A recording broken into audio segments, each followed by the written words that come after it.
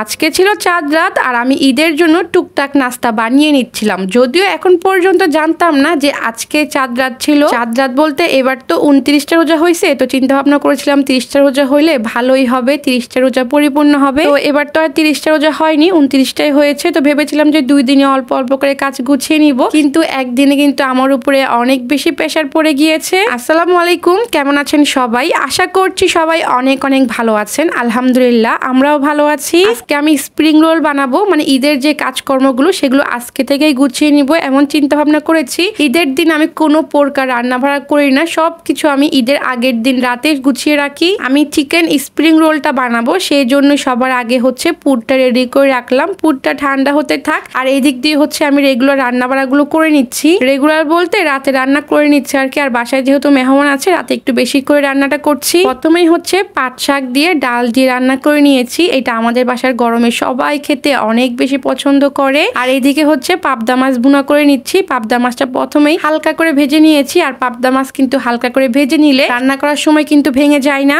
এই তো পাবদা মাছটা হচ্ছে কষাতে বসিয়ে দিয়েছি। অন্য পাশে হচ্ছে মুরগি কাটা বাছা করে নিচ্ছিলাম। আজকে হচ্ছে দেশি মুরগি রান্না করব। আসলে অনেক বেশি ব্যস্ত ছিলাম, এক এক দিকে এক এক রকম কাজ করতেছিলাম। তারপরে ফাঁকে ফাঁকে যতটুকু পেরেছি আপনাদের জন্য ভিডিও করে রেখেছি, ওইটুকুই হচ্ছে শেয়ার করতেছি। কাজ তো আসলে এইটুকু না, অনেক অনেক কাজ। 4-5টা রান্না করেছি, তার মানে অনেকটা সময় লেগেছে। মাত্র 1 মিনিটের কম সময়ে আপনাদের সঙ্গে শেয়ার করতেছি, বুঝতে হবে ব্যাপারটা। যাই হোক, এই যে রান্না বাড়া প্রায় শেষের দিকে, ডাল মাছ আর এদিকে আছে শাক ভাজি।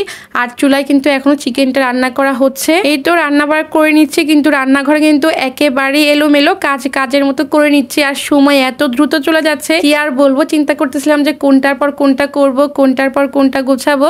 এইভাবে করে করে কিন্তু পুরোটা সময় চলে গেছে। রান্না, তারপর হচ্ছে ঈদের জন্য টুকটাক ডেজার্ট বানানো, ইফতার, সবকিছু কিন্তু একসঙ্গে একা হাতে আমার করতে হচ্ছে। আলহামদুলিল্লাহ আমার হাজব্যান্ড কিন্তু অনেক বেশি হেল্প করে এইসব কাজে। ওই যে রান্নাঘরের কাজগুলো কিন্তু তাকে দিয়ে এসেছি। আর এখন হচ্ছে আমি স্প্রিং রোলগুলো বানিয়ে নিব। এখানে কিন্তু আমার বেশ সময় লাগবে, 1-1.5 ঘন্টার মতো সময় লাগবে। আমি হচ্ছে ছোট ছোট করে আমরা যে স্প্রিং রোলগুলো কিনে খাই ঠিক ওই সাইজেরই হচ্ছে রোলগুলো বানিয়ে নিব। এই রেসিপিটা কিন্তু আমি এর আগেও শেয়ার করেছিলাম, যার কারণে আজকে হচ্ছে ওইভাবে ডিটেলস শেয়ার করলাম না। তো আমি হচ্ছে অর্ধেক পরিমাণ শীট নিয়েছি আর অর্ধেকটা হচ্ছে ডিপ ফ্রিজে রেখে দিয়েছি। এই তো এইভাবে করে হচ্ছে স্প্রিং রোলগুলো বানিয়ে নিচ্ছি। এর মধ্যে হচ্ছে বাসায় একজন আসছে, দেখে আসলাম যে কে আসছে। দরজাটা খুলে দিয়ে আবারও হচ্ছে আমি আমার কাজে চলে এসেছি।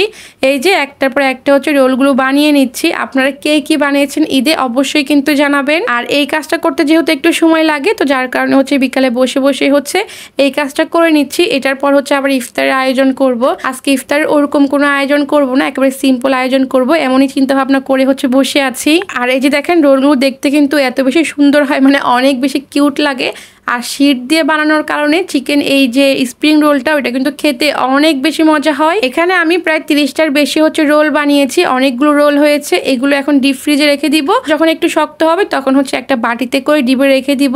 যখন মেহমান আসবে যেই কয়েকটা প্রয়োজন হবে তখন জাস্ট ওই কয়েকটা হচ্ছে রোল বের করে ভেজে নিব। প্রতি বছর আমি এমনটাই করি। আর এটা ছিল হচ্ছে আমাদের শেষ ইফতার। তরমুজ ছিল, পেঁপে ছিল, মালটা ছিল, আপেল ছিল, খেজুর ছিল, দই চিড়া ছিল, একেবারে ঝটপট ইফতার। আসলে ওইভাবে আজকে সময় করতে পারিনি, যেহেতু হাতে অনেক অনেক কাজ ছিল। যাই হোক, আমরা চাঁদ রাতটা কিভাবে কাটিয়েছি সেটা শেয়ার করব নেক্সট ভিডিওতে। সেই পর্যন্ত সবাই অনেক অনেক ভালো থাকুন। আল্লাহ হাফেজ।